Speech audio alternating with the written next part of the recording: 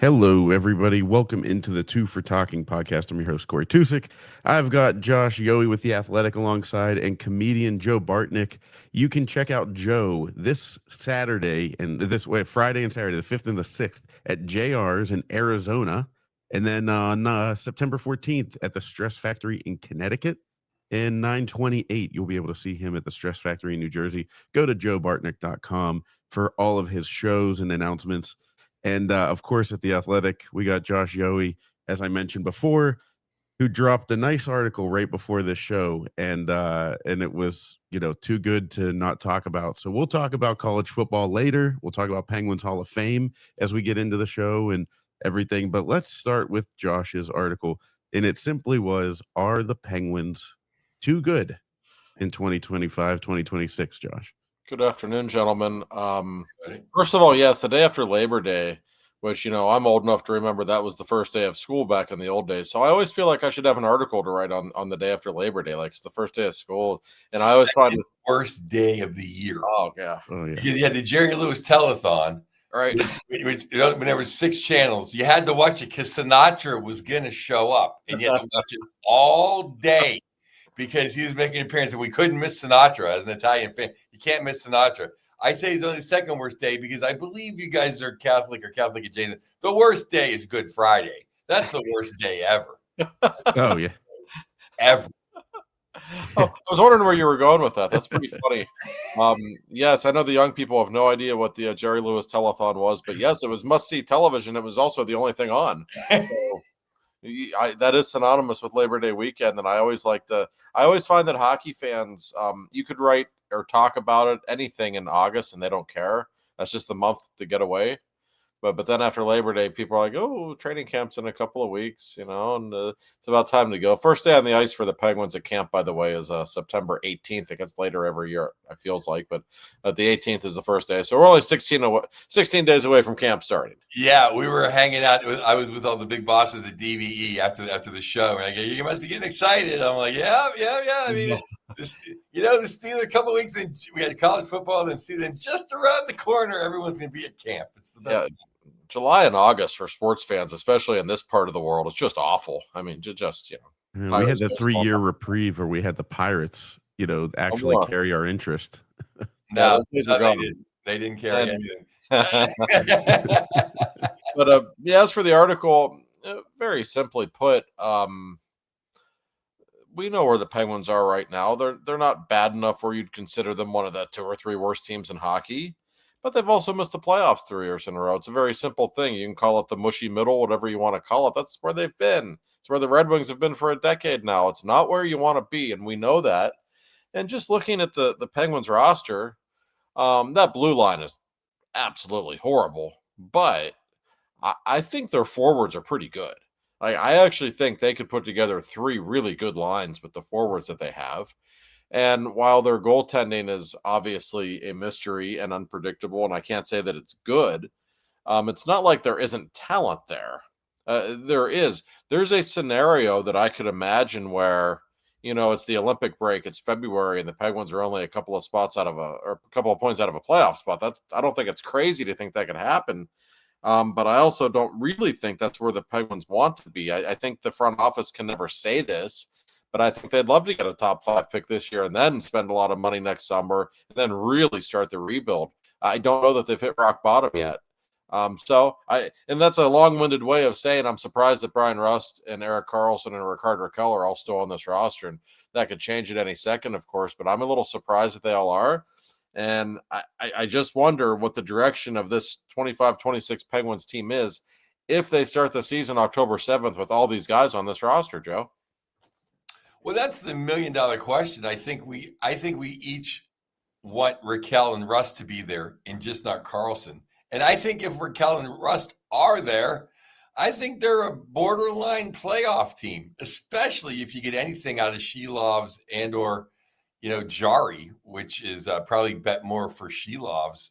But yeah, I mean, I like their forwards. And I know our producer Corey was like, we're going to lean into some preseason battles or some camp battles. So I think the top 9, is it the Avalanche? Is it the Stars? No, but it's certainly good enough to sneak into the Metro. No, I mean, and we forget, we talk about the Penguins being too old, and of course they have been for a long time. But in that top 9, you're probably going to have Rekar McGroarty. You're going to have Ville Koivunen. You might have Novak, who we've all kind of forgotten about because we only saw him play for 4 periods before he got hurt. He's still a young, fairly talented guy. So there's all these new bodies into the mix. And if you still have Rakell and Russ, we know who the top line is and we know how good it is. And I also do not envision a scenario where Gino Malkin embarrasses himself in what might be his last NHL season. Like, he'll be fired up, and he's not the player he was, but he'll still put up some numbers. I don't have any doubt about that. So, like, that's a pretty nice collection of talent, Joe. Josh, now, is this just dangling the carrot, or maybe it's too far of a tangent? We can talk about this in June, or maybe at the deadline. Does the chance that I forget the letters, IHF, I'm dyslexic, whatever, that Russia's allowed to play in the Olympics, does that keep Gino riding the stationary bike?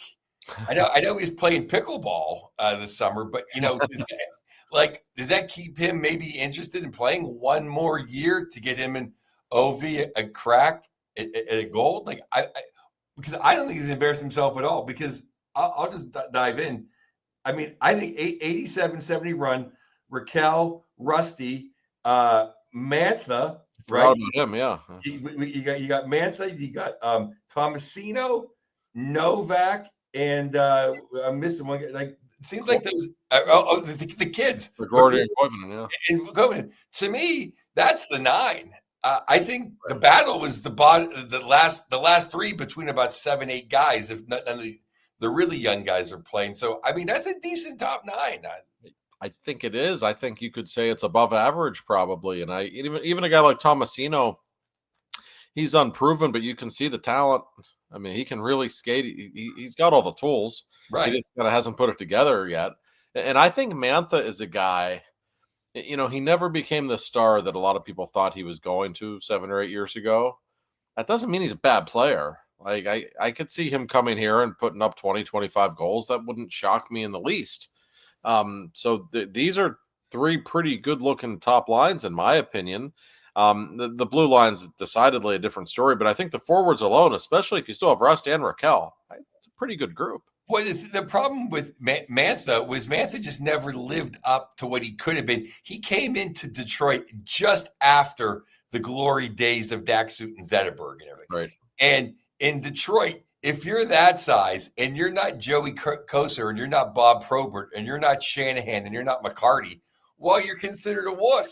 And if you don't go to the net like Tomas Holmstrom or Dino Ciccarelli was 5'2" and tougher than a $3 steak, they expect big guys with big shoulders to play tougher than Mantha does. No, that's right.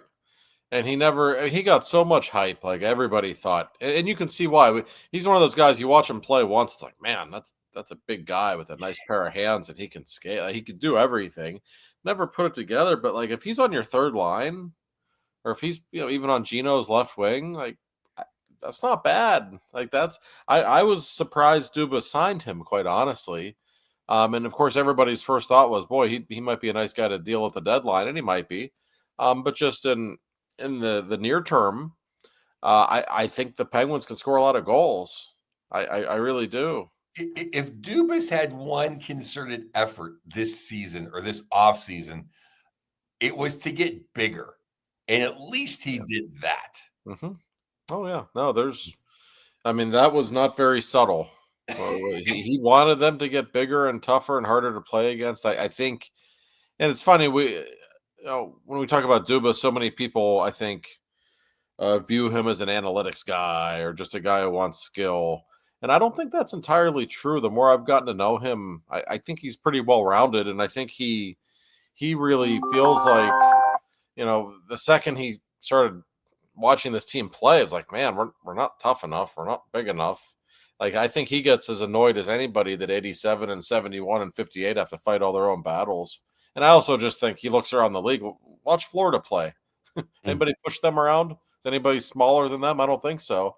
He sees that, and I think to his credit, he's made some steps to fix that. Not just the guys they signed in free agency, Joe. Look at the draft. Every guy they drafted was 6'5", 6'4", 6'5". That wasn't coincidental. Except the number one pick. All right. Yeah. And I don't want to, whatever, give the spoiler for further episodes. He brought the average down. That's But for yeah, sure. I mean, like in all the prospects, he's ranked 5th by the esteemed Athletic. And you don't want your guy who was picked first of your top 3 first-round draft picks to be number 5 in the system. Yeah. My concern, with us being too good, like you alluded to, Josh, is this really the best thing for us? Because everybody thinks like, oh well, if you finish worst, if you tank, as you said, the Penguins don't ever want to mention tanking. I think some fans are quietly and some fans are not so quietly rooting for tanking. I personally think it's worth a shot at getting a 1-4 shot at Gavin McKenna. But even if you land in the top 5, the prospect pool is so much deeper. There's so much more high-end talent. And it kind of struck me as I read your article, Josh, because I've been trying to figure out how to phrase this to people that I'm, in family, whatever, talking about the Penguins. Like, it's worth landing in that top 5 because you can win a Stanley Cup with an Eric Stahl. Eric Stahl, was he Sidney Crosby? Absolutely not. Should you have taken should they have taken, I remember somebody asking me early on, oh, should the Penguins have taken Eric Stahl over Marc-Andre Fleury? Like that was a conversation, but in the long run, Eric Stahl was just Eric Stahl. He wasn't, some all-time great, but he won a Stanley Cup. He was a big part of winning a Stanley Cup. So you can win a Stanley Cup with one of those guys. I think it's worth securing that top 5 pick. Yeah, I mean, you still need some young star power somewhere. Like Dubas has done a really good job, I think, of collecting draft picks, collecting prospects, and they're going to get quantity. The guys like Koivu and McGroarty, Joe, they're going to be good NHL players. We can see that already. They're not going to be superstars. There's a difference. If you want to get a superstar, you usually need to find one in that top 5 somewhere. It doesn't have to be a Crosby or a McDavid, but you're going to have to find your Sasha Barkov somewhere or someone like that. And those guys are most commonly found at the beginning of drafts. And this particular draft coming up, and listen, I'm no draft expert. I don't claim to be, but everybody you talk with says, for years now, the 26th draft that's the one. Not just because of McKenna. There's like 5 or 6 guys there that look like they could really become stars. So if you're the Penguins, this is the year where you really don't want the 9th draft pick, quite honestly. You really don't. That doesn't serve anybody well, I don't think. And at the same time, if you're Dubas, that's tough. What are you supposed to say to your new coach that you just hired? Hey, we want to suck this year. Or, hey, Sid, I know you're the most competitive athlete ever, but we're not going to be any good this year. Hey, Gino, I know it's probably your last year here. I'm sure you'd like to make a playoff run, but we're going to suck this year. No, those are hard conversations to have. But at some point, some of those conversations do need to be had, I think, because you can't keep doing what you're doing. I just don't think it's good for the organization and the city to just not win. I think it's great if you finish 15th and then you lose in the lottery or win in the lottery, whatever the term would be, and you drop down to 7th. But I think being number 4, hoping that you get McKinnon whatever, Gavin, and then or somebody else of that ilk. It's like, I just don't see how that. So then every day, every day on the radio, then Penguins lost again, 5-2. Jari gave up 5 goals on, whatever, 24 shots. Sid did have an assist, so he keeps his, point per game streak. It's like, that's not good radio. That's not good for anybody after the Steelers lose in round 1. I agree. And it's like, I just don't see how losing helps. I mean, if we're that awful, then okay. But to kind of hopefully be that awful and say, we want to get rid of Rust and Raquel because, we don't want to be that good. I just think it's a disservice to everything. There's no honor in it. You're right. I don't disagree with it, but it's also a bad television and bad radio to be this kind of team for the next 5 years too. And I think that's that. And there's no right or wrong answer here, I don't think. But if you're the Penguins, and what I wrote in my article. I really wanted it to be a short-term thing. This is the only season where I would be okay with them kind of adopting that attitude. Let's sell people off. Because as things stand right now, this is without the possibility of trading Carlson, Raquel Rust. They're going to have over $50 million to spend next summer right now. And that number could go way up. The cap's it's going to skyrocket. They have all these numbers coming out the books. Next summer is when they can be really aggressive to me and get good in a hurry, especially if they get some luck in the draft. But this particular season, I don't think the blue line is ever going to allow them to be a playoff team. So I'm not sure. I guess the construction of the roster in general confuses me a little bit. Like, if you want to be bad, be bad. But then why are you bringing in Mantha? Like, why are you still keeping Russ and Raquel? Like, those guys are going to be pretty good. You know that. So it's just, I almost think they need to pick a lane a little bit and just, in the short term, if that's making sense. I mean, that's the thing is, I agree. I mean, I vehemently disagree with the concept of throwing everything away. Mm-hmm. Me too. Everything Detroit, Chicago style, and praying you win a lottery. Because sometimes you never get out of that when you do that. Right. But if you're hoping to get into the top 7, then just do it, and then you should have traded Sid. If that's what you really want to do, then you should have said Gino goodbye and traded Sid to Colorado for 9 picks and 3 young defensemen. If that's what you really wanted to do, because I think finishing to say, well, we're going to suck, but we're not going to be the Sharks. I think that's the worst thing to be. No, I like making the playoffs. I like the positive energy that winning brings, but I also kind of wonder, because what's Dubas doing here? Making the team better. I kind of wonder if Dubas knows that the defense is so bad that it doesn't matter what he does to the offense, that they're not going to be good this year. So it really doesn't upset the plan of quote unquote tanking this year. And like you said, Josh, there is the opportunity for a quick turnaround, because a lot of those teams tanked, but I can't remember off the top of my head. I doubt they had $50 million in cap space after tanking, so there is the opportunity with spending the right money in the right place and I'd hate to get rid of Rust and Raquel. I love them. Rusty especially. Love everything you've done for the Penguins. Appreciate everything. But if they go and fetch us some prospects that turn into good NHL players for the long haul, and we have $50 million to spend, and we get a team together around a potential superstar and a McKenna or somebody else from the top 5, then I think, to me, that's worth it. I know that sounds blasphemous, because like me, I'm a win at all costs type person. But it's almost like this is the year we just have to take our medicine. Well, that may well be the case. Can I just jump in real quick? Because fellas, for the last 3 or 4 years, not last year, but even last year for a minute there, I think we were in the playoff position like January 7th or something. I marked my calendar. Oh, no. It's literally been like, if Jari didn't suck, we'd be in the playoffs. I know I know that's like, well, if every team had Patrick Waugh, they'd make the. I understand that theory, but at one time our power play wasn't 30th. It's like we're not that. The talent is there. It certainly isn't forward, no question. Right.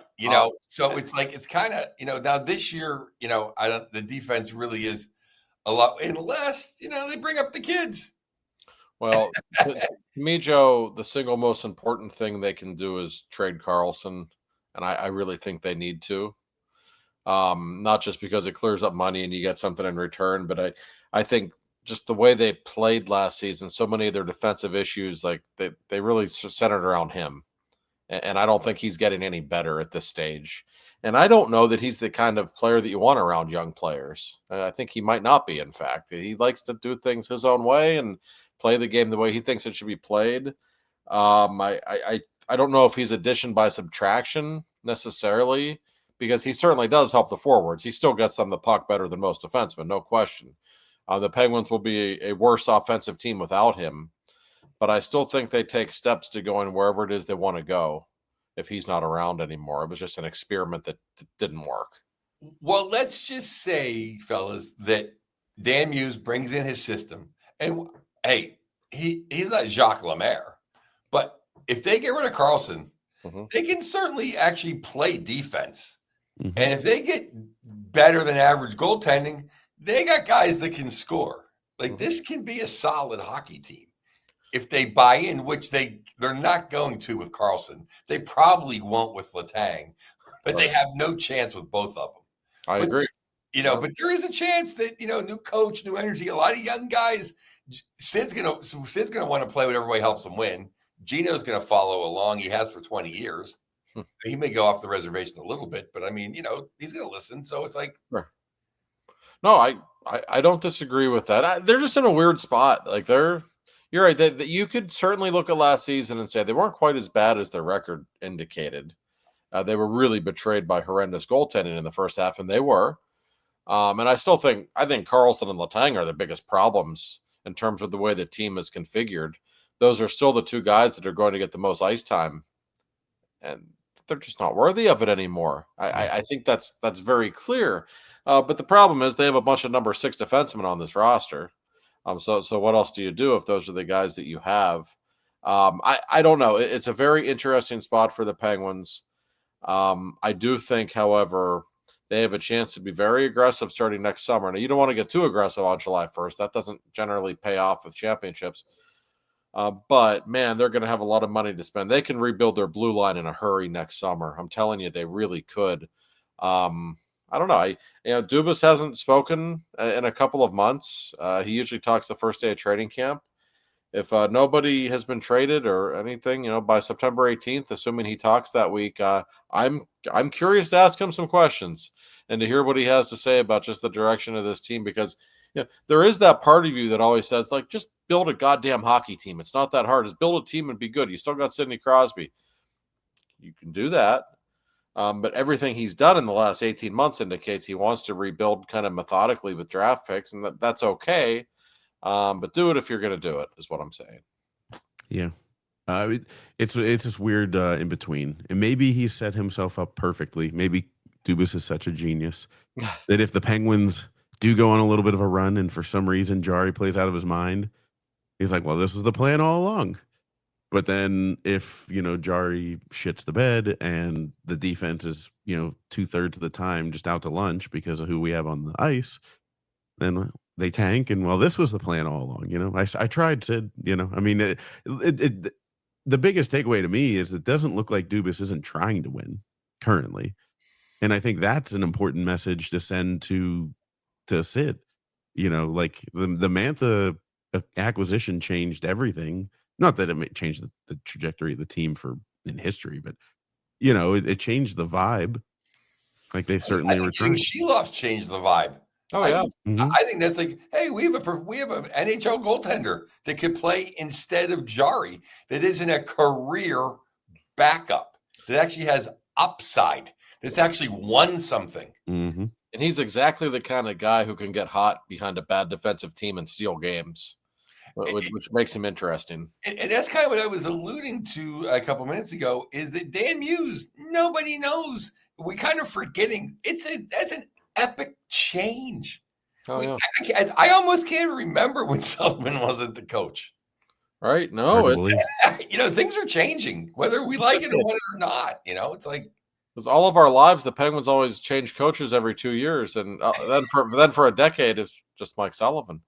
And no, I mean, the culture change that's about to come, and who knows? Sometimes a new coach comes in and instills some energy and some jump, and teams get off to good starts under new coaches. We see that happen all the time. Like that's in play. Or maybe it'll be a disaster. Maybe he doesn't know what he's doing. I don't know. Nobody knows. He's got his hands full because he's got a bunch of old guys and a bunch of young guys on his roster and not much in between. That can make things dicey. But I will say I'm more intrigued and more looking forward to this season than I have been in a while, just because I don't know what to expect at all. Yeah. I do know one thing. I am an opening night victory in Madison Square Garden away from being right on the bandwagon. Like Utah, I mean, the Penguins pull off like a 5-2 victory. Sid gets like a couple, 2 or 3 points. Gino pops a goal. I'll be right there. I'll be at the front of the bandwagon. Like, What? yep, this is the year. Let's go for it. So, Corey thinks the Steelers are going to win the Super Bowl too. I think Corey's a very easy sell. I think you know what? I get the Yinzer flow. Like as soon as a team gets a couple, I go, you know what? I mean, I'm famous in my house every year. If the Pirates get within playoff, they got a like, chance.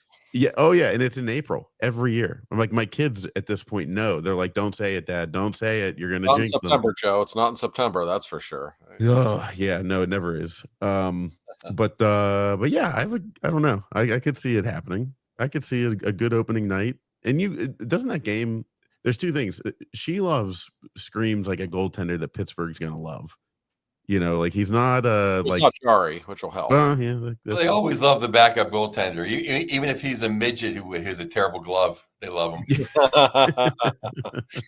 and this guy does have talent. I mean, he does. Oh, I picked him as rookie of the year. He's going to push Jari. When he's hot, he's hot. I don't know. And we can all admit Vancouver was an absolute disaster last year. So he could come in here and just grab the number one job from Jari. And he would not be the first guy on this team that shouldn't play. It's a veteran. I look at all the camp fights, and to me, it's just either he's going to have the young guys play, or he's going to wheel out the old guys picking up their pension. Yeah. And that's going to be the real move as to what kind of camp and what kind of team Dan Muse is going to have. Is he going to have the nuts to be like, Hayes, you haven't been good in a decade. And Chari, you've never been good. If I can get anyone to block a puck. I like how they get, he's blocking shots. It's anyone getting away with a shot. How about doing something offensively once this century? Yeah. How about being so valuable we don't want you to block a shot? Right. No, I mean those two, Danton Heinen. Danton Heinen's like okay. He's one of those guys like if he's your 13th forward on a good team, it's fine. But he certainly isn't what they need now. Josh, with all due respect, Danton Heinen is Martin Straka compared to Noah Chari. Good point. That's a good point. For sure. No, and Hayes for that matter, who I know Hayes put up some numbers on the power play for a stretch last season, but I mean, he was not helping them win. I don't know that he's the greatest locker room influence either. It's just better to have young guys. That was actually worse. He played good enough to keep Gino on the second power play. He played just good enough to ruin our power play. That's pretty much correct. It's the state of the Penguins. Bad guys playing just good enough to ruin it. But Lizotte, the guy I want to see more of Connor Dewars. I love the rusty nail. I think Dewars should have a spot on this team, and I really like Brazeau. Brazeau brings some big shoulders, and he's not afraid to drop his gloves. At least until Imam. But Dewar can't play center. But I like to have Imama and Brazeau out there against some of these teams. And you mentioned if Brazeau and Dewar and Lizotte is your fourth line, it's not a great fourth line, but it's not bad. It's okay. Yeah. That's what we're talking about. Their forwards, they've got a bunch of forwards who can play. They really do, and that could be your lineup. And Hayes and Achari and Heinen need not apply. I just don't see where there's room for those three guys. No, and we don't know Dan Muse's philosophy on, we got to keep Achari out there because who else could penalty kill? Yeah, who else could kill 40 meaningless seconds? Skate a circle, stand in the way of a slap shot. Yeah, we can't find anybody to do that. I'll put Imama out there for that. I'd like to see him on a penalty kill. Any scrum in front of the net. Well, I wouldn't want to be involved with him in a scrum in front of the net. That's for sure. Imama only made about 2 or 3 bad plays with the puck all season. He was fine.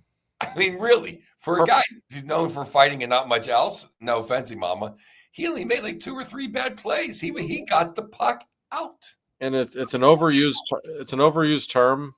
But he really did create some energy when he played. I remember his first game with the Penguins. It was a Saturday afternoon game in Seattle in January. And even in the press box, all the Penguins employees were getting excited every time he was on the ice because he was about to take a run at somebody, and they loved it.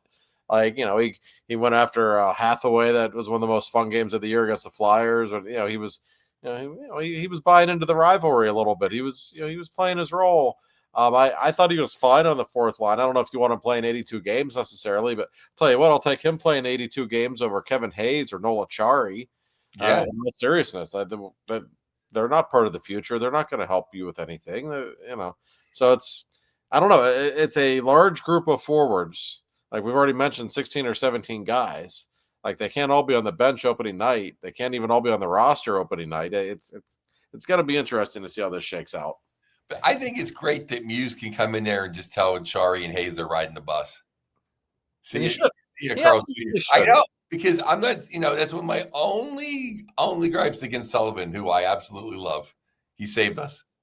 Is he kind of need to tell some of those guys over the years. Yeah. Yeah. It was a little too loyal to a fault. It's okay to have one Craig Adams on your roster. It's not okay to have 5 of them. Yeah. Like seriously, you can't have too many of those. So I want to go through. I just want to go through the defense too before we talk about the great build in the office. So let's just say Carlson's there, right? Carlson, Letang. I think Clifton and Dumba make the team no matter what. Yeah. Okay. So then for the bottom pair, right? The bottom pair, you got Jones, Wotherspoon, the Alexei guy, Shea, and then we have the 2 young kids. I would love to see Bernicki, and what's his name? Pickering. I would have to be those 2 guys, but probably not, right? Well, Pickering's interesting because he got called up last season for a stretch, and I thought he was fine. He wasn't spectacular, but he didn't look out of place. I thought he was okay. And what really helps his cause in terms of him making the team is simply the fact that he plays on the left side. Because the right side, those guys might not be any good at this stage, but Carlson's going to play, Letang's going to play, Dumba's going to play. Those are all right-handed defensemen. I think Clifton is too. So like, you're pretty right-handed heavy. Who do you have on the left side? Ryan Shea? Like really? Like you're looking like Witherspoon? Like you're not talking big minute-eating defenseman on the left side at all. So there is an opportunity for Pickering there, and even Brunick, by the way, is a right-handed guy again. So you have all these right-handed defensemen, which isn't a bad thing to have necessarily. But the left side, man, there are some openings there for sure. And Joe, Mike Sullivan loved Ryan Shea. Right. That doesn't mean the new coach will. And I think Shea's okay. I think he's a latter-day Chad Ruedel. But he doesn't exactly blow you away with talent either. So I'm curious to see if this staff likes him as much as Sullivan did. I think that Ryan Shea, I don't think he's as good as Ruedel. I'm sorry. Maybe I like Ruedel too much. But Wotherspoon, okay, I saw him play a little bit. Caleb Jones, I don't believe all the recycled hype. Alexei, I like him. He's a big guy. He'll at least clear some scrums. But definitely Clifton, but more importantly, definitely Dumba is an upgrade. Even old, tired, broken down Dumba is an upgrade to our defense. Oh, yeah. If he plays behind Carlson and Letang on the right side and gives you 15 minutes a night, he'll be fine. He adds some toughness. He's you can do a lot of things with him. If he plays well, you can flip him at the deadline if you want and actually get something. There's a lot of pluses, I think, that come with having him. So like the right side, we kind of know what the right side is, assuming now if Carlson gets traded, that changes things a little bit, of course. But the left side, I don't know. It's open for competition, but I'd be surprised if Pickering does not make the team out of camp. And I think it'd be disappointing if he did not make the team out of camp. He's been around for 3 years now, former first-round pick. I don't know how high his ceiling is, but he's got to at least be a third-pairing NHL defenseman, and he should be ready to be that by now. If he doesn't make it out of camp, I think that's more alarming about his development. Right. And also, if you go back and listen to the tapes, when he was playing and up, we were happy. And when he got sent down, we were like, what? Yeah. He kind of had one shaky game. I was surprised, yeah. It was a shaky game, but I mean, Letang and Carlson had a shaky season. Yeah, and I remember it was right before Boko's first game in Seattle. In fact, I was literally on a plane to Seattle that morning. That's when the Pickering news came down that he was sent back down. And I talked with Dubas later that day in Seattle, And he kind of implied to me that Pickering would probably be on the way back up at some point during the season, that was kind of the plan, and he never did. There's nothing flashy about Owen Pickering's game. He's not going to wow you. He's a classic stay-at-home defenseman. But Jesus, this team could use a few of those right now, could it not? White, and didn't the plan in Wilkes-Barre, though, they were trying to be a good team down there. So maybe it was trying to keep the team better in Wilkes-Barre if they want to make a big playoff run. Which of course fizzled, but yeah, that was, I think, part of it for sure. They wanted to keep that group together, and that's fine. And like Pickering, Pickering's not some bust; he's still a kid, but he should be ready now. And if he could solidify one of those 3 jobs on the left side of the blue line, that would be a big deal for the Penguins. Because listen, the blue line's in shambles. It has been for a couple of years. I just thought about this again. I never even wrote down Adam Graves. As I always call him, I hate him almost as much. I never even thought of Ryan. I literally thought, oh, Pickering can't be as bad as I thought. Oh, Ryan Graves, he's still there. I was going through the Rolodex of left-handed defensemen, and he never popped up. I didn't see his face in my mind at all. Now, I will say, as bad as he is, I guess a new coaching staff couldn't hurt. Maybe they'll get something out of him. I don't know. I actually thought he was slightly better last season than the year before, but the bar was so low, it doesn't really matter. That's the only guy that you can say Achari is worth more than, because Graves doesn't even get hit by the puck unless the puck hits him and it goes in the net. Yeah, he avoids it, I think. I just don't understand how that guy, like with his body size, if I'm him and I see how my NHL career is going, I'm like, all right, you know what? I'm mixing it up. I'm taking MMA fighting classes this summer and coming in just bashing skulls because it ain't working the way that he thinks it is. You were blessed with 6'5", 230. Like, maybe do something with it, all right? I was told people who know him personally, and I'm not saying his friends are throwing him under the bus. He enjoys having a paycheck. He's happy to be there. Not one that you win a Stanley Cup with. No, that's not the type of person. Usually guys have like 1 ring, and then you find out they're like that.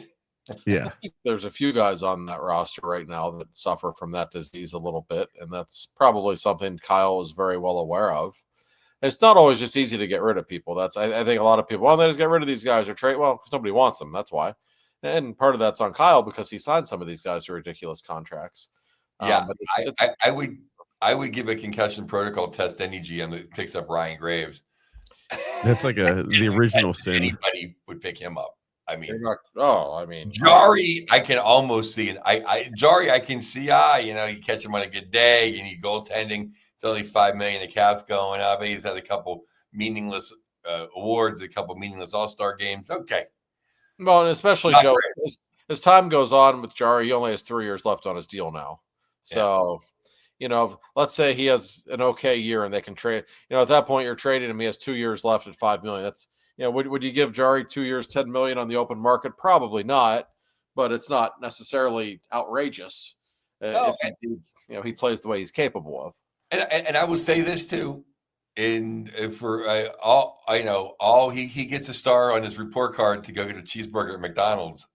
His attitude was great last year. It was. It must be noted. It must be noted. He was a team guy last year. He was. I give him a lot of credit for what he did late in the season. And I kept saying, people said, yeah, he's playing well now that the games don't matter. To which I would always say, oh, they matter to him. This guy's career's on the line. There was actually a lot of pressure on him, and he dealt with it really well.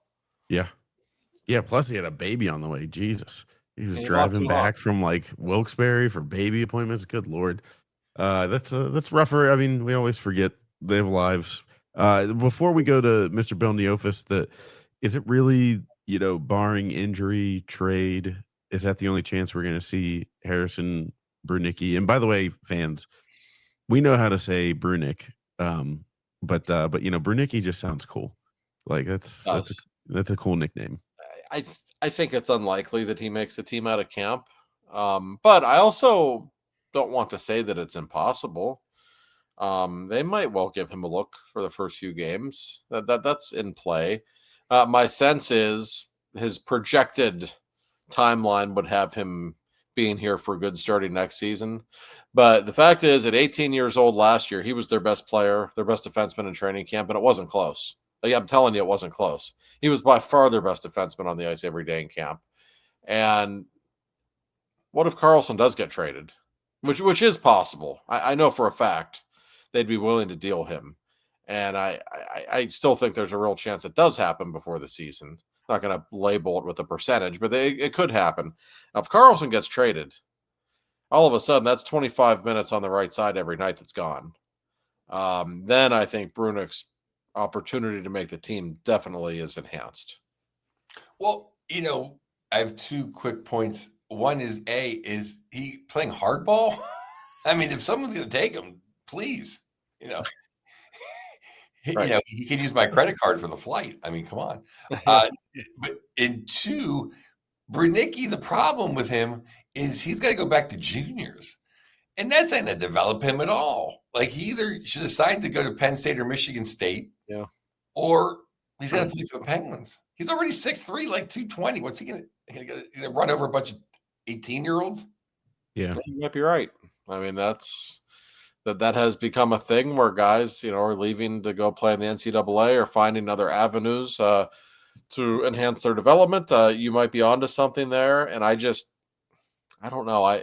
Watching him play in camp and in those preseason games last season, Joe, I was like, I know this is an 18-year-old, and you don't usually see 18-year-old defensemen in the NHL, but Jesus Christ, this guy can play. I mean, he was just far more advanced than they were expecting. I asked Mike Sullivan about him during training camp last year, and Sully's eyes just got real big. He didn't even say anything. I looked at him. I said, "How about this Brunick kid?" And his eyes just got big, like with a smile on his face. That's all he did. Didn't say a word. Like, I know he thinks he's going to be a star, and I think Dubas thinks he has a real chance to be that also. He popped like Letang and Doughty. He popped in camp. Yeah, he did. Yeah. The defensemen especially, you know it when you see it with them, because that's a hard position. Yeah. And for him to look that good at that age, man. I still think he didn't make the team. That's what I thought. Oh, they are trying to tank. Mhm. Yeah. Maybe it's just a 1-year delay. We'll get into the Penguins Hall of Fame. That'll do it for this opening bit. We'll talk about the Penguins Hall of Fame, what's going on there, and then also some college football news and Steelers coming up. But first, Mr. Bill Neofus is not only the best. He's not only the best car insurance and insurance salesman, period, in Pittsburgh, maybe the world. But is he a big college sports fan? Hey, Bill's a sports fan of all types, although I can tell you during this past weekend, he randomly went to a fair in Ohio, in Canfield, Ohio. I don't know how that happens. He was randomly sending me pictures from a fair in Ohio. I'm like, what are you doing, Bill? Then I forgot he always does that. It's just his thing. Huh.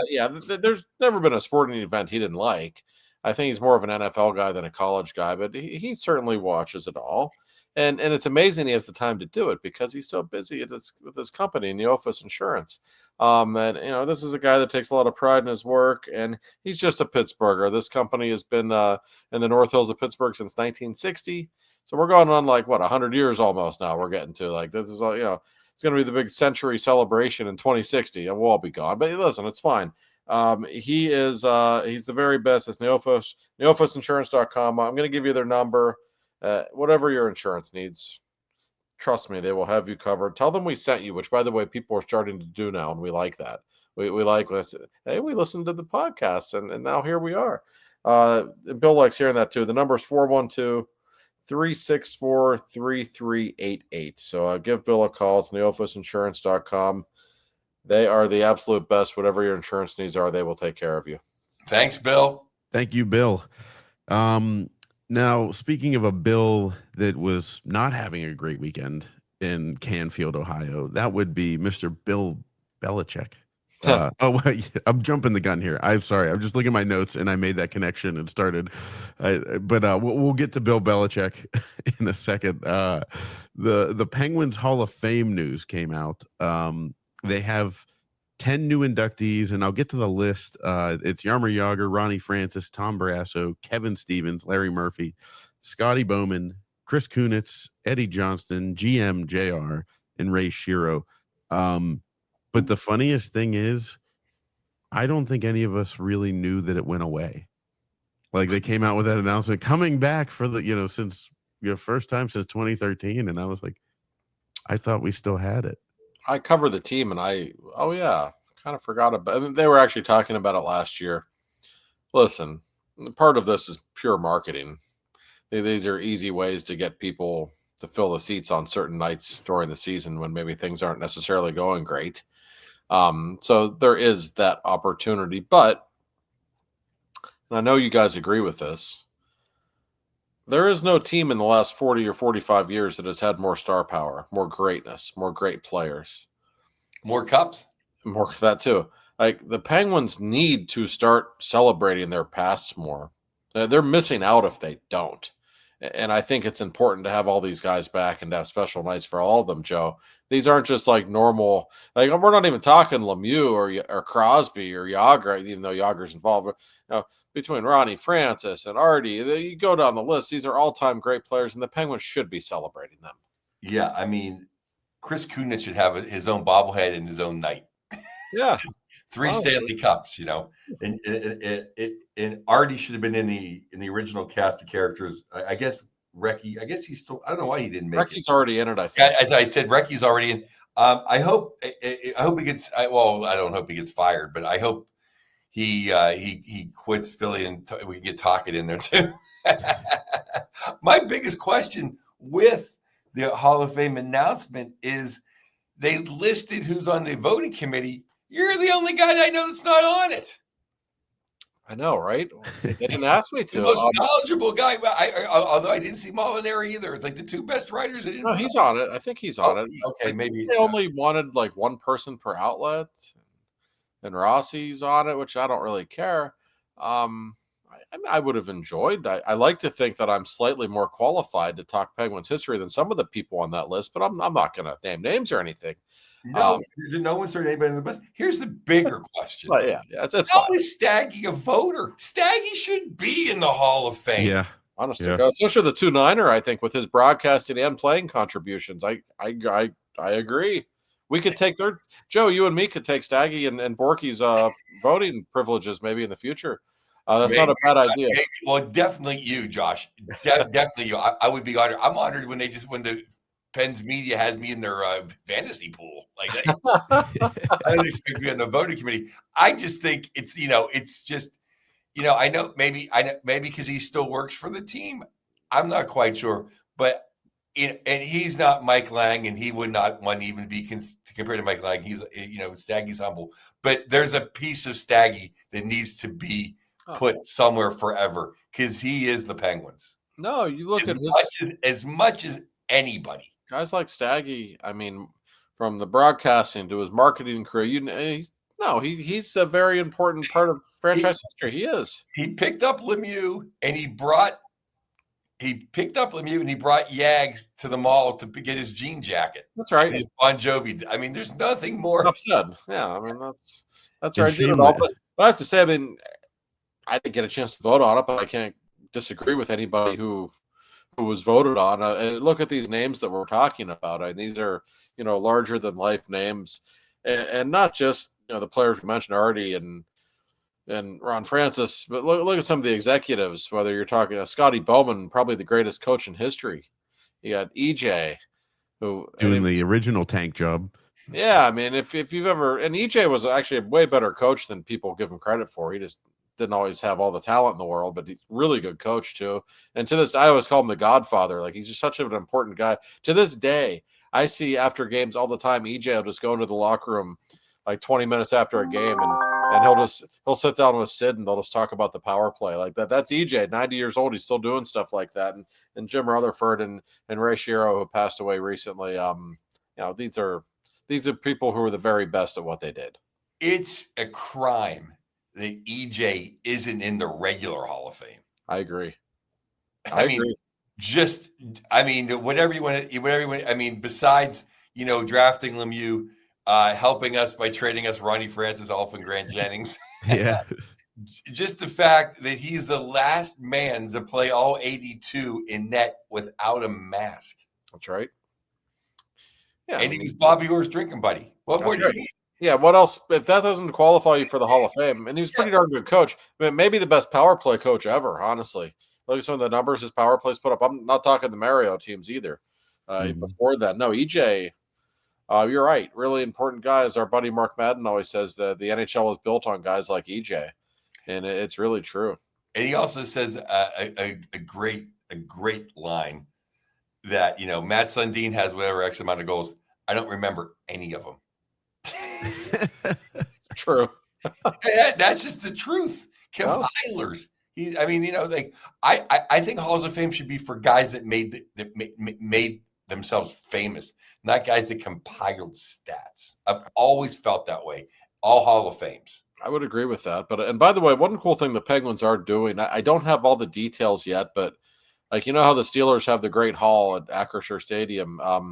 The Penguins, I don't know if it's going to be on that scale, but they're going to have a Hall of Fame exhibit on the main concourse, and I know they're hoping to have it ready by the opener. The home opener is October 9th against the Islanders. I don't know if it'll be done by then. That's what they're trying to do. But certainly early in the regular season, if it's not done by then, there's going to be a really nice exhibit. I know there's going to be Mike Lang featured heavily in the Hall of Fame exhibit from what I've heard, and a lot of other really cool stuff. So I'm glad that they're doing this. I really am. If ever there were an organization that should be able to stick out its chest a little bit and boast about the all-time greats that it's had, it's the Penguins. Like I go to Toronto and I see like 25 numbers retired in the rafters, and I've barely heard of any of them. Yeah. You come to Pittsburgh, you're talking Lemieux, Yager, Crosby, Malkin, Francis, Stevens, Fleury, Barrasso. Like, come on, these are some of the all-time great players in the sport. They should be proud of it. Yeah, this is not a franchise that hangs banners like the Capitals that say Eastern Conference regular season champs. Well, So if I had to guess where they're gonna put it, I think they're gonna put it back where the kid zone used to be. Because that spot, like they turned it into like a bar or something now. It doesn't really get used right outside the Captain Morgan Club. that would make sense. It'd be a good spot to do it. You could actually, this is me being the building nerd that used to be an usher there. Like you can go straight up there. You could actually go multi levels and a little bit, I believe. And if you've ever been to Montreal, we've talked about Montreal a bunch. Whenever we do Josh's, favorite cities, their Hall of Fame rivals just a regular Hall of Fame. Mhm. I think I spent the whole day there just in the Canadiens Hall of Fame. Oh yeah. And the Penguins, are they the Canadiens as far as total history? No. But like we've said, in the last 40 years, nobody matches them. You can make a Hall of Fame that you could, spend the afternoon in easily. They could use the site of the old Civic Arena and build a building, not Yeah. a wing of and just put Lemieux and Yager sit in Gino, and they could fill it. Oh yeah. Yeah. Not even everybody else. I want to make one little point because about another person who's on the committee who I would like to see in the Hall of Fame, and that's Bugsy. I thought Bugsy was a great Penguin, and of course he's not in this class, but I think after this class gets in, and I don't know if they're going to do it, we have to pick two guys every year. I'd like to see Bugsy get in because he was a bridge. He's a fan favorite. He's a Pittsburgh kid. I just always love Bugsy, and he's kind of like a forgotten guy. We were kind of talking about how in between commercial breaks, we're talking about how Cam and 90 might how between the way they're handling their contracts that they won't be remembered fondly. Mhm. And it's like I'm like they're not going to be remembered fondly if they don't win the Super Bowl. That's just right. the way. That's just the way, it's Harrison and Palomalu are the last two great defensive Steelers. Like that's Yeah. it. Like Yeah. stats don't matter. And That's right. I feel that way for Bugsy. Like there's the 90 teams, and then there's the Sid and Gino teams that won. And even if you played in the middle and you didn't win, between whatever 10 and 15, you don't count.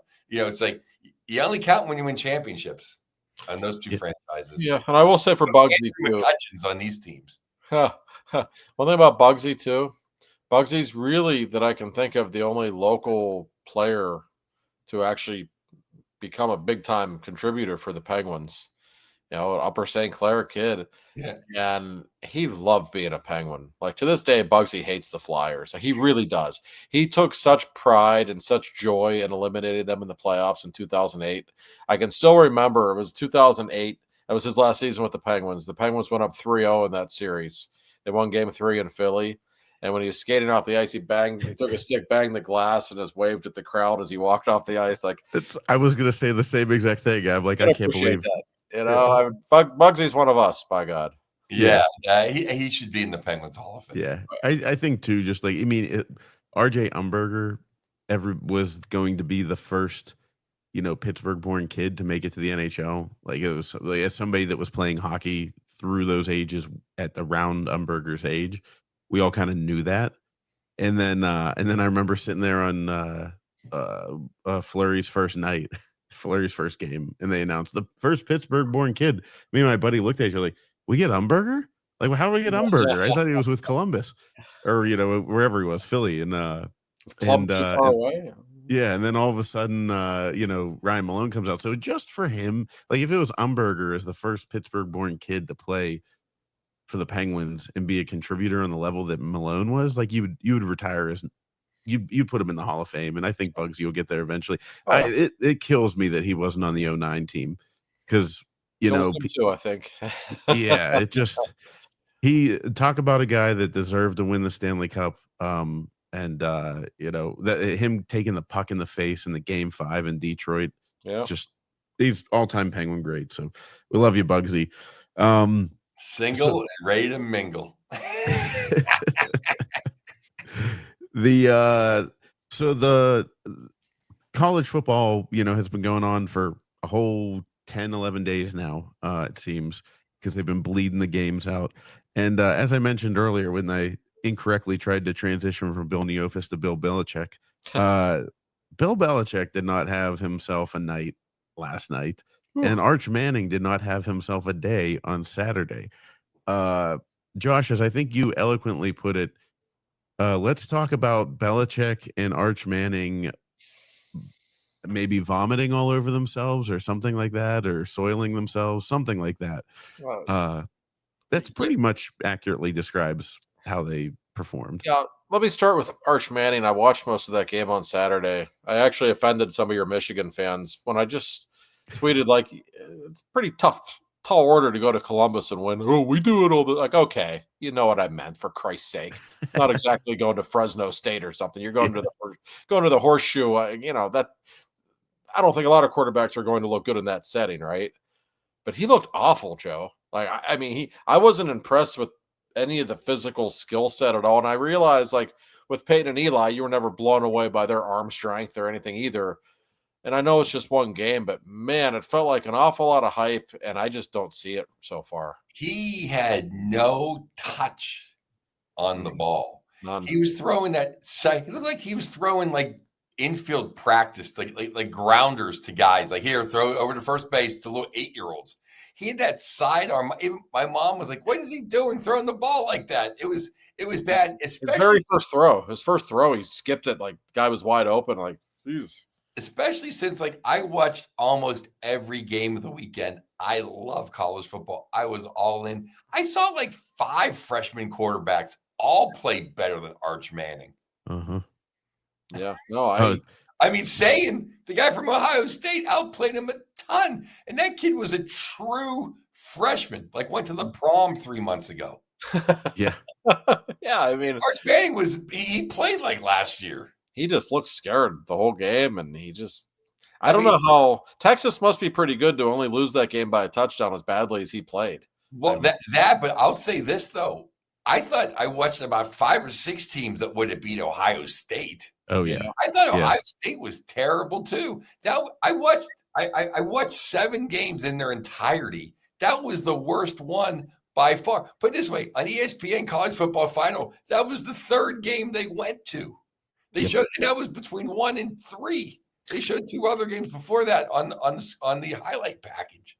Yeah, I do not see, Ohio State fans, of course, fill my timeline because of how much crap I talk on them. And They're all sitting there going like, yo, like, here we go. We're going back to number one. We're going to the national championship. I'm like, guys, you didn't look that great.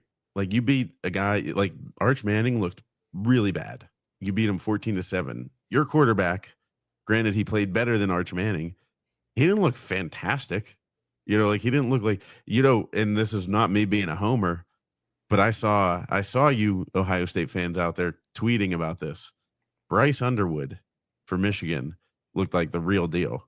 They Like, played nobody. Yeah, they didn't. They played New Mexico. They have a football team? Come on. But you see him throw, you see him move, you see his physical abilities. Kenny Pickett looked good in preseason. When you don't play any, you got to play. They didn't play on the big. They didn't play a big team. I'll tell you who looked good. Lloyd Carr's kid from Notre Dame. Yeah, he went down to Miami and played in a hurricane. That was a fun game. That was a great football game. And I am not a Beck fan. Carson Beck. I do not like him. I'm an SEC loyalist. Last year, first game of the year, they go, what are your goals this year? He goes, to win the Heisman Trophy. You talk about not a team guy. Then he's like, oh, yeah, I'm one of the best quarterbacks in the league. It's like, you quit on Georgia. You went to Miami. I can't stand that guy. But the guy I like, the guy who I want to be the Steeler quarterback, he's a little shaky sometimes, but Lenora Sellers from South Carolina. Love him. Yeah, baby. He's going to be the quarterback for the Steelers next year. I thought he played great. How about Ty Simpson? Ty Simpson for Bama played terrible. That Castellanos, he played great for FSU. Put a beating on Bama. I didn't see that coming. Oh. Yeah, I didn't see that coming at all, which is crazy because I like Auburn in the Iron Bowl. Yeah. Alabama's schedule. Yeah, we got a lot of. It used to be in the old days, like there were never good games in week one. It was always just teams playing cupcakes. But we got even LSU Clemson was a fun game, and there was some real legitimate matchups, which made me think. Like sometimes people complain about the playoff system or think there's too many teams. I like it this way a lot better because back in the old days, like Notre Dame went down, had the guts to go play Miami in week one down there. They almost pulled it off. Like their chances to win the national title would pretty much be over already if you lose in week one. And I like that it's not that way anymore, that you don't get punished for, actually scheduling a really good team like that. So I absolutely do too. But this is enough. Like 12 is enough. Like, no more. I don't want the 7th ranked Big Ten team. I agree. I don't want Iowa playing in any game worthwhile. I think we proved last year 12 is the max. Yeah, for sure. SMU looked so out of place playing Penn State last year. They did. But I also want it streamlined.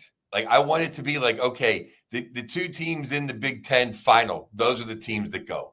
The two teams that I don't want, this team actually came out of nowhere. No. I want, because I'll tell you, I watched South Florida Thursday night. They could have beat Ohio State. South Florida played better than, I can't believe how bad Texas looked. I can't believe how bad Ohio State looked. But I love the way Auburn played. LSU, that Nessmeyer's going to be a club.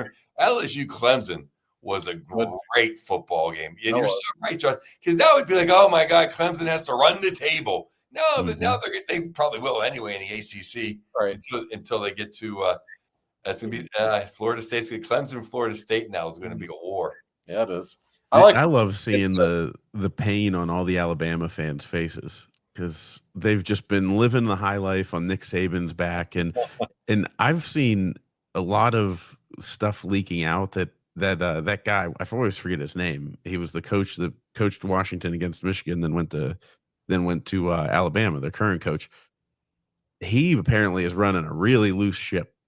Like there's donors that are complaining and boosters that are saying like they're seeing players come in at like 2:00 in the morning with like DoorDash and all that kind of stuff the night before a game. And it's just, nothing's going right for the Crimson Tide right now. And I would not be happy if I were their fans because he took Nick Saban's dynasty and just basically flushed it down the toilet in 12 months. Well, Saban already has a statue. I got my picture taken next to it. It was the bear and Saban right next to it. And the bear and the Saban was still the coach. I mean, this was 5 years ago. I think they messed up. I think the guy's a good coach. Washington obviously had a good team, but he wasn't a Southerner. No, You yeah. need a guy who knows every strung out high school football coach in Alabama and Florida and Georgia. 'Cause that's where everybody, you can't have some guy, he's a computer bag. They don't have the athletes they used to. Everyone that was great left. Everyone that Saban brought in left. I can't believe how quickly they appear to be falling off. They were the king for a long time. Well, they don't have. I mean, they're in a tough league. It's not easy. That's how great Saban was. That's just how great Saban was.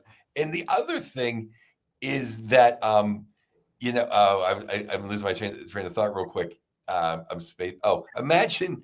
I mean, think the players left. Imagine when you're imagine going to Alabama, as a student, sign up to go, and Saban quits. I remember after Michigan beat Alabama in the Rose Bowl, and I popped on to some Twitter Spaces of Alabama fans talking, and just flipping out after the game. That's what Twitter Spaces is so great for, outside of when we do them, is you just can hear Steelers fans losing their mind, any fan of any team. And I remember this kid said, "They go, I'm a senior," or he's like, "I'm a senior at Alabama. How the hell did I go to Alabama and not be here during a national championship?" He was just losing his mind, and that's you're going to go to Alabama expecting to win a national championship, and it just doesn't happen. He could have gone there anywhere in the last 15 years. It's just weird. But it's Alabama, and they can look what he did. LSU was a big deal. He went to LSU, made it, returned to glory. Then it fell. Then they got Coach O back. Those big time programs can get it back. They have all the money, they have all the power. I just want to make one more point because we have a hard out. The college football has to just let kids make catches and make touchdowns. There was 3 or 4 catches and 2 incredible touchdown catches that they took off the board that you had to slow down, and maybe the ball touched the ground at pubic hair length, but you're really taking that touchdown off the board. They need to get rid of that kind of replay crap. If it, in layman's terms, if it looks like a catch, if you're playing football on the beach and you say it's a catch. If it's a catch in the backyard, it's like the Supreme Court says, porn when you see it. When it's a catch when you see it. These kids are making incredible catches, and they take them an hour to review it, and then it's oh, it's not a catch. Get out of here. I want entertainment. You know how I feel about instant replay. It's that's just it. We have forgotten that sports is the entertainment business, and college games are already way too long. That's my only fault with college games, 4-hour games. It's too long. But as for the other things we were talking about with Alabama, I will say this, and I always say this about the NFL too. Don't get too high or too low after week 1. There's a lot of weird shit happens in week 1. For all we know, Alabama gets hot and runs the table, and it wouldn't shock you, right? So sometimes what you see in week 1 isn't really the way it is. Just keep that in mind. Also, at the NFL season coming up this week, there'll probably be some upsets in week 1. Just because something crazy happens in week 1 doesn't mean that's the way it's going to be. Yeah, that is such a safe cushion for all of our listeners and great loyal fans. Yeah. For week, yeah. No. So you don't install the diving boards on the Smithfield Street Bridge after week 1. That's right. If things don't go well in New York, or if your gambling exploits don't go great in week 1, hang in there. Weird shit happens in week 1. It always does. It won't always balance out. The Phillies. Yeah. Well, and the Bill Belichick. I mean, it couldn't have been funnier because you saw people online. They go down, they score a touchdown. Everybody goes, "He's a genius. He's a genius. He could do anything. He could turn this program." And then they get absolutely smacked and embarrassed. And yeah, now Bill Belichick's got him and his girlfriend's probably looking for someone else to glom onto because that was pretty embarrassing. And it was on the field during warm-ups too. I saw that. Yeah, it was. I thought she was. Somebody made a comment on Twitter saying she was asking for $20 for the concession stand.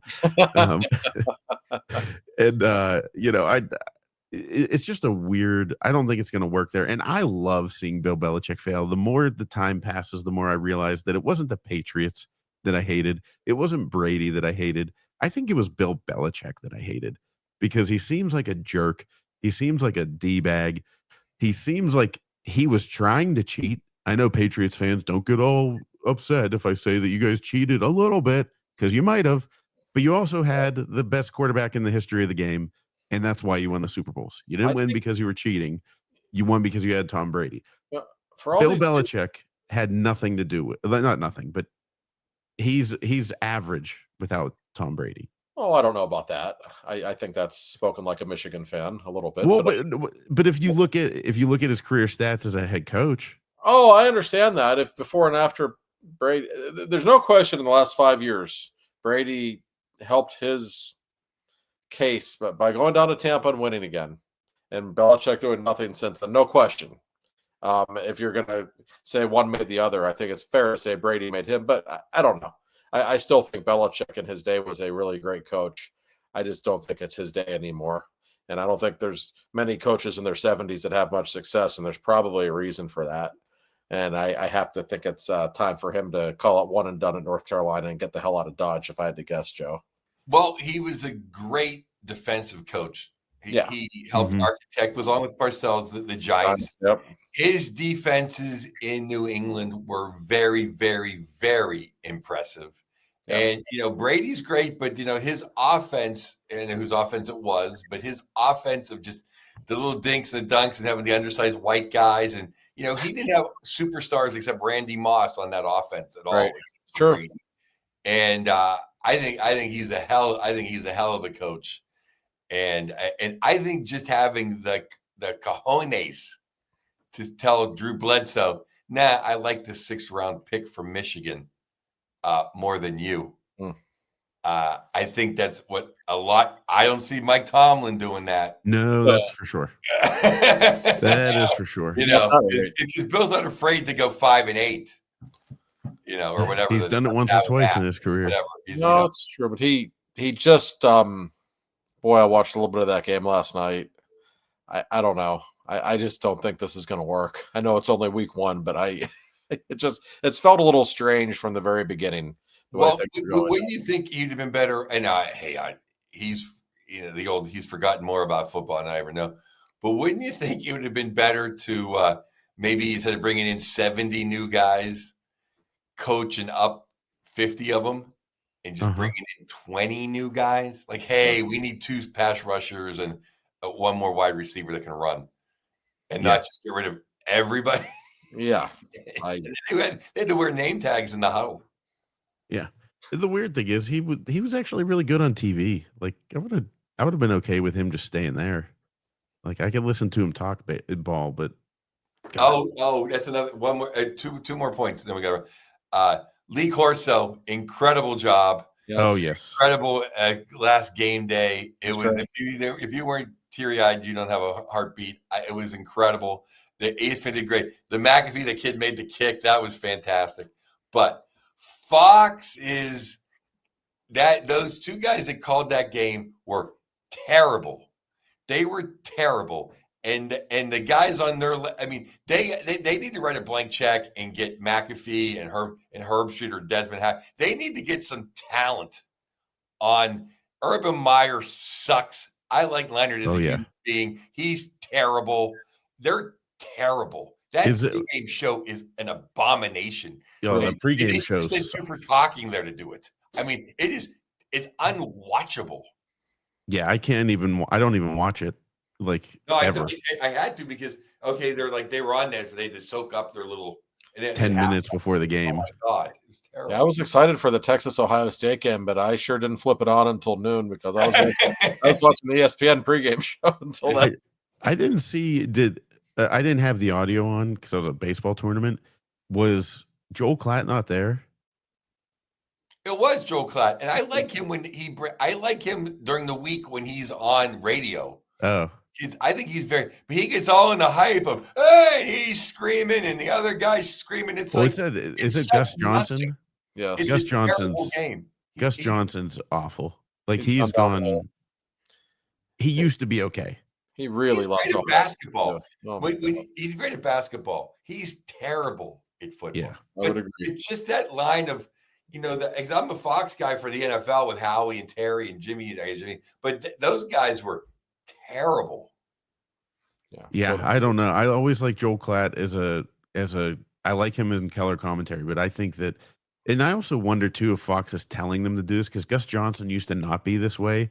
Like when Jack Sawyer intercepted the ball against Michigan last year, do you remember that call when he was like Jack Sawyer, like, and he was just like screaming at the top of his lungs, and he was like Captain Jack, blah blah blah. Like, I don't know. Maybe sometimes you think the producers in their ear going like, hey, you got to really scream it up a little bit here. Well, like he's fun for March Madness. Yeah.